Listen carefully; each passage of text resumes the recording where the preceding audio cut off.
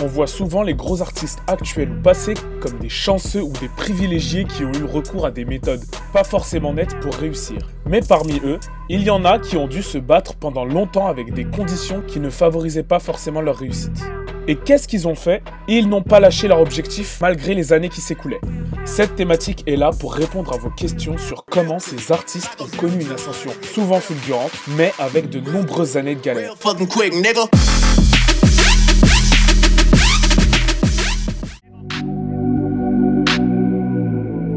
Parlons de Kendrick Lamar, le rappeur le plus populaire et plébiscité à ce jour. Voulez-vous savoir comment Kendrick en est arrivé là? Avec des énormes succès tels que son dernier album, Damn, qui est l'album de rap le plus vendu de 2017 et à la seconde place des meilleures ventes en première semaine. Marvel qui fait appel à lui pour créer la fabuleuse bande originale de Black Panther. Rockstar Games qui le met en avant dans les radios de GTA V avec 4 apparitions alors que une est déjà un honneur pour un jeu de cette envergure. Des collaborations avec les plus gros vendeurs du monde. Côté récompense, ça n'en finit plus. Il vient juste d'obtenir un Brit Awards. Mais il est également titulaire de 5 BET Awards, 10 MTV Awards, dont 6 rien que pour Humble, 12 Grammy Awards, sans citer les autres awards, pour un total de 82 awards. On pourrait se dire que Kendrick est dans la place mainstream depuis longtemps et que c'est le fruit de sa longévité. Et bien tout ça, il a eu en seulement 5 ans. Et devinez depuis combien de temps il est dans la musique? 15 ans! Avant de savoir comment il est arrivé au sommet, apprenons-en plus sur lui.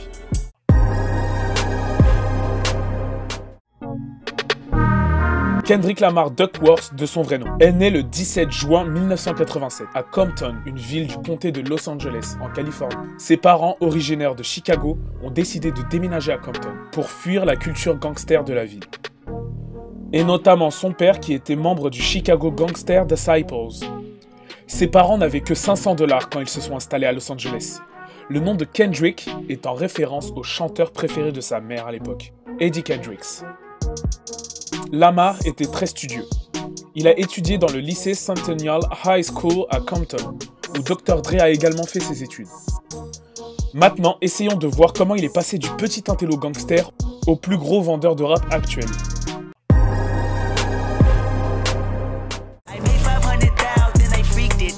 Tout a commencé quand Kendrick était à l'école élémentaire. Il écrivait beaucoup de poèmes et d'histoires. Ses premiers contacts avec la musique ont été faits très tôt dans sa vie. En effet, à l'âge de 8 ans, il participe au tournage de California Love, partie 2, de Tupac et Dr. Dre, l'un des plus gros hits de rap de tous les temps, rien que ça.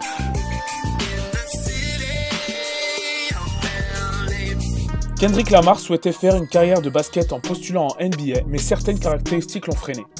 À l'âge de 16 ans, en 2003, il obtient son diplôme équivalent du bac en France et arrête l'école. Il décide de se concentrer sur la poésie, la littérature et le rap, ses premières passions. Cette même année, il sort sa première mixtape sous le nom de K-Dot. Il est immédiatement reconnu pour ses talents de lyriciste et son flow original. Quelques mois après, il est repéré par Anthony Thieves, le fondateur du label indépendant Top Dog Entertainment, qui décida de le signer.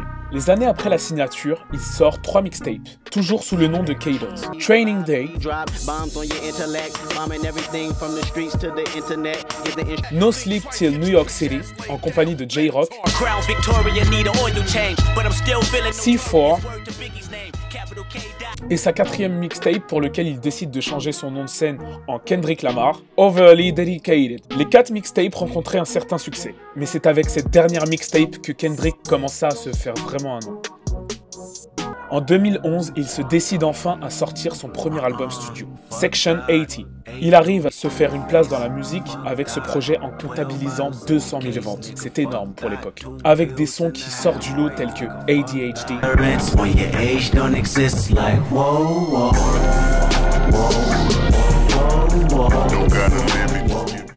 et le très controversé High Power. Visions of Martin Luther staring at me.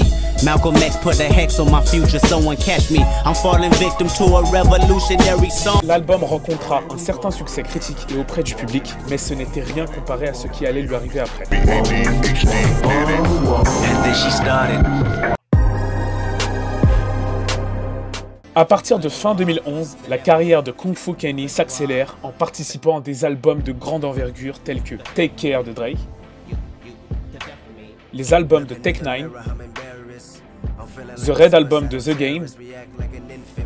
Il fait partie de la réputée liste des Freshman de l'année aux côtés de Meek Mill et Mac Miller dans le magazine XXL. En 2012, il signe chez Interscope et Aftermath Entertainment, label de Dr. Dre, marquant la fin de sa carrière d'artiste indépendant. La rencontre avec Dr. Dre est la deuxième plus importante de sa carrière après celle de Anthony de T.D. En effet, le super producteur a tout de suite voulu travailler avec lui après avoir écouté ce son issu de Overly Dedicated.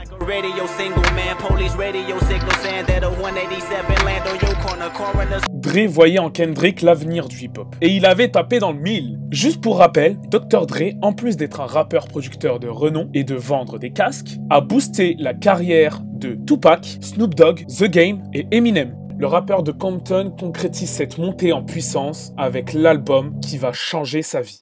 Pull up, headshot, sit down, stand up. Good Kid, Mad City, qui a propulsé le rappeur de la West Coast au rang de super rappeur. En effet, en plus de recevoir des critiques très positives, l'album a été plébiscité par le public, mais surtout par des grands noms du hip-hop, qui ont validé son poste de rappeur. Avec le succès international que rencontre Swimming Pool,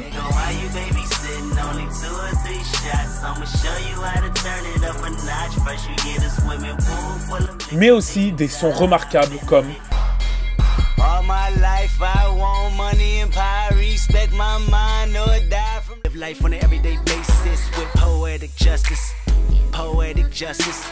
I really hope you play this, cause oh girl, you test my patience with all these seductive photographs. Man down, where you from, nigga? Fuck who you know, where you from, my nigga? I was sharing, but today, bitch don't kill my vibe. Bitch don't kill my vibe. Bitch don't kill my vibe. Dynamite, say fuck them niggas that you game with. That's just how I feel. Hey, Dynamite, just make that lane switch. Grâce à cet album, il a enchaîné les succès. Tout le monde le voulait en featuring. Des collaborations de qualité telles que Yeah, my bitch. Took a little trip. Yeah, ho, this the finale. My pep talk turned into a pep rally. Say she from the hood. We up, nigga. Visualized everything I needed and dreamed. Penalized every whole nigga they have us. I get those goosebumps every time. I wanna press my line, yeah. I wanna press my.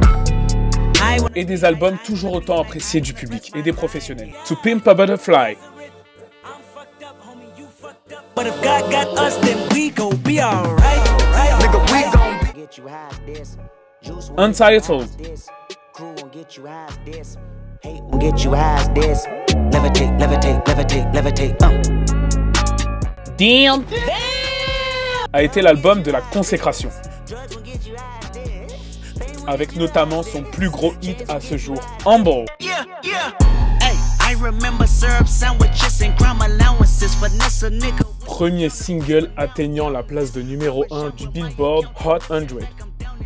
Et il a validé son titre en étant le producteur exécutif de la bande originale de Black Panther.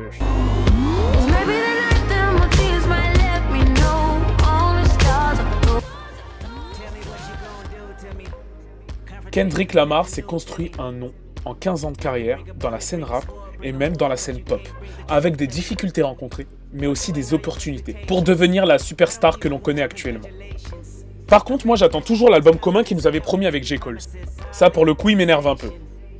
Alors, que pensez-vous du parcours de Kendrick? Laissez votre avis. Allez, je vous laisse.